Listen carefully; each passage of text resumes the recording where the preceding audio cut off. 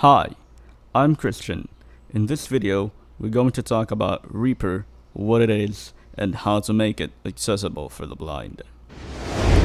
So guys, first of all, before I'm gonna start this video, ako sa introduce ang Vismin unsa ni siya o giyon sa pagkahimugso ani. So kaniding Vismin, it's a group of people from across the country, like kaning Vismin in short mo ni siya ang Visayas ug Mindanao og nahimugso ni siya tungod sa Team Talk, and I'm one of the founder. So kanading Team Talk, it's a conferencing application nga among gigamit para magkatapok-tapok mibisan sa gilayon sa among lugar. So needs internet connection though. So sa sulod sa Team Talk natin gitawag og server o kanang Vismin mo na atong mahimong example ana. Kanang Vismin server na siya. Then igsud nimo sa server na siya gitawag og lain-lain mga channels. Let's say for guest area, which dira magkahimamat or magtapok-tapok ang mga tao kada gabi or bisag unsang orasa. So now let's get straight to the point. So what is Reaper? Rapid environment for audio production, engineering, and recording. So Reaper is a tool nga atong gigamit para makaproduce ta og tracks, maka-record, maka-mix og edit. So pwede sad sa mga podcasters mag-edit ka sa imong audio podcast. Daghan kay kag mabuhat ani. So kaning Reaper, it can be considered as a MIDI sequencer, and it is also a multi-track recording. So one question is it accessible? Yes, it is. So pangitaon og tabangan ta mo og itulo na ko ninyo ang saktong pamaagi para mahimo accessible ang program. So let's open Google Chrome. Speech mode talk. Google Chrome. New tab. Google Chrome. Address and search bar edit as autocomplete. And let's type in Reaper.fm. MOC. Reaper.fm. Reaper blank. Access FM selection. Reaper.fm. Reaper audio production without limits. So Reaper audio production without limits. So ang inyong buhaton is next ninyong i-click ninyo first thing i-click ninyo sa website is kaning download Reaper. Visit link download Reaper. By the way guys, nade sila temporary license. Pwede ninyo i-import. Reaper download if you are working remotely and or link social distance. So download Reaper. So there are a lot of versions here na para sa Mac, sa Windows, unya 32-bit version o 64-bit version. So karon arita sa kung unsay iyong piliun nga version. So you just have to press tab. Purchase link, download freeze link, video 4 wine link, download graphic, download Reaper for Windows 32-bit link. Oh, na sa Windows 32-bit. Download graphic, download Reaper for Windows 64-bit link. Yeah, sa Mac. Download graphic, download Reaper for OS 10 32-bit link. Yeah. Download graphic, download Reaper for OS 10 60. Download graphic, download Reaper for OS 10 10.15 Catalina link. No description of it. So karon, let's say na-download na ninyo ang Reaper. Depende sa inyong platform unsa ban mo Windows nya ang inyong operating system is 32-bit, 64-bit, depende ana. Kung 32-bit ka, 32-bit imong i-download nga version. Nya 64-bit is for 64-bit version. Okay? So now adto ta sa lain nga website para i-download ni ang Osara. So kaniding Osara guys, Reaper accessibility selection. Mao ni siya ang pinaka-importante nga tool para mahimong accessible ang Reaper.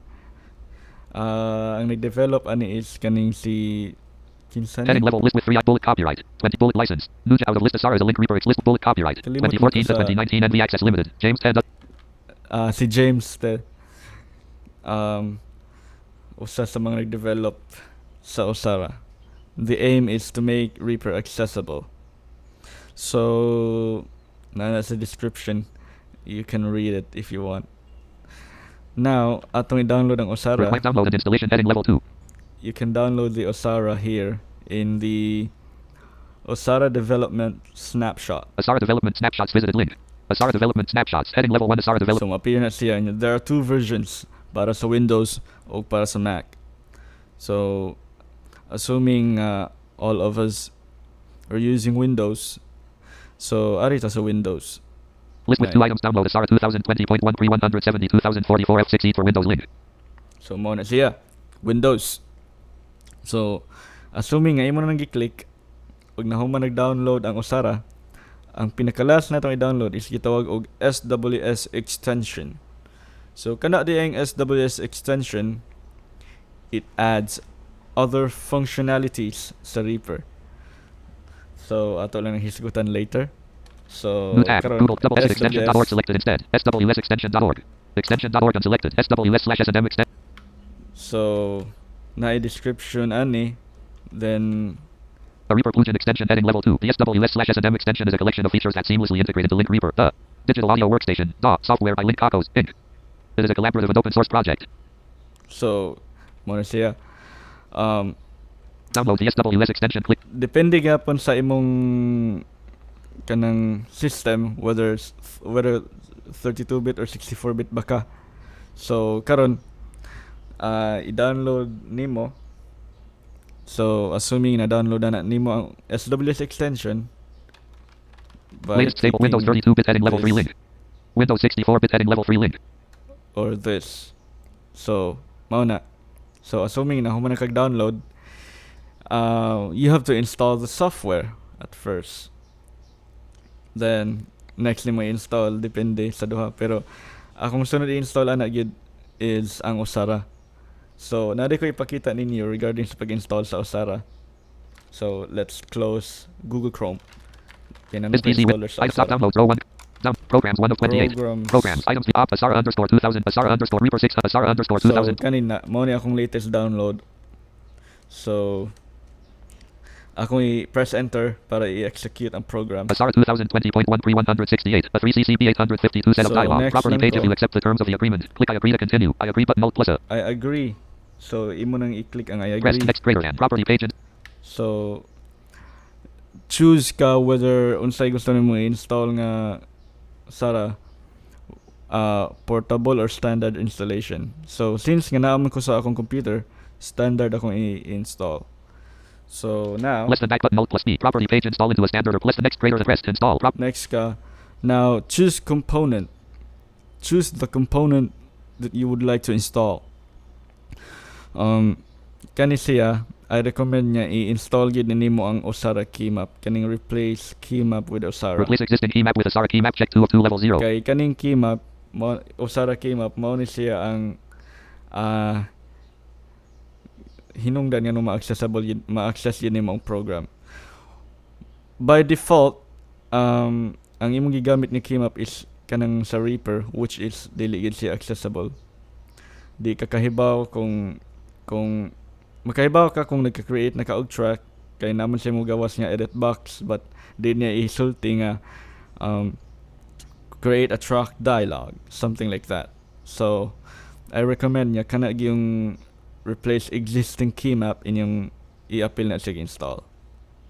Di lang na ko ni-install kay dili na ko ma-install kay tungod nagamit sad ko sa Reaper as a source sa akong voice going to OBS.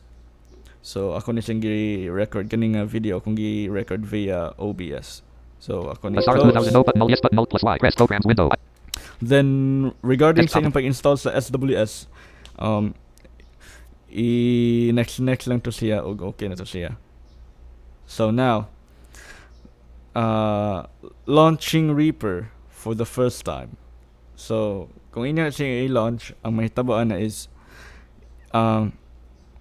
pangutanon mo if gusto ba ninyo i-set up inyong device. So kung gusto ninyo i-set up inyong device, click yes. And kung gusto mo nga inyo ensure nga di lang sa ninyo i-set up in device, i-ensure sa ninyo na access ba ang Reaper na himong accessible, no lang sa ka. So I have Reaper Op 6. Unsaved project. here. So I created one track for my voice para diri ko sa akong audio interface magsulti gamit sa kong audio interface. So karon by default ang Reaper it has a blank project, and to know nga nahimong accessible or fully functional gyud ang Osara, either press down or up arrow until it says no tracks. So by default kung blank imong project, you have a blank project, no tracks ang iyong isulti. So or you can also press F12 kung inyo nang buhaton maabot mo sa shortcut something. Shortcut help on. Shortcut help on. So kung mupisit mo og something like down arrow, up arrow, iyang i-describe kung para unsa na siya. Let's say for example, down arrow, Track. Go to next track. up arrow, Track. Go to previous track. space bar. Transport. Play/stop. Okay? Something mga inana nga mga commands iyang isulti. So okay.